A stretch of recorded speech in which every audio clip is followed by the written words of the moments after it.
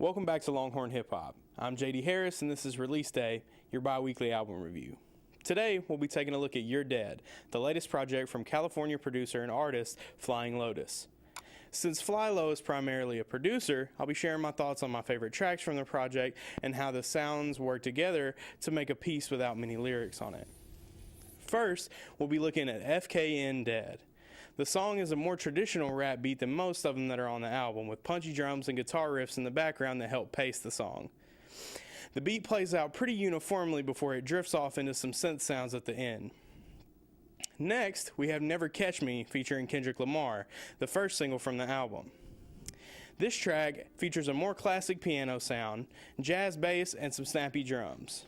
The music shifts into deep bass and trap claps and then changes into a high tempo clap over some synth sounds as well, then only claps, synths, and vocals. The beat goes into a breakdown with a really square sounding synth over punching bass and light snares. This track has a very complex makeup like most of the others on the album and can almost draw you away from the fact that Flying Lotus called in one of, if not the, most lyrical rappers in the game today and got a solid performance from him. After that, we get Dead Man's Tetris featuring Captain Murphy and Snoop Dogg. This is a slow beat that sounds like a new age video game. It has a lot of plunky sounds over heavy bass and drum sounds. This beat is probably the most like a beat that you would hear on another artist's album of any that are on here so far. Captain Murphy, who is Fly Low's rapping alter ego, throws in some vocal additions, and Snoop pops in to throw some lines at the back half of the song, as some pianos start to work their way in when it all fades out. We then get Coronis the Terminator. This beat starts with an ominous tone, and then has grindy guitars and heavy bass over low-pitched claps that follow. It has a slower pace as the majority of the back half of the album does, with a bass guitar giving melody along with vocals seemingly done by a choir in the background.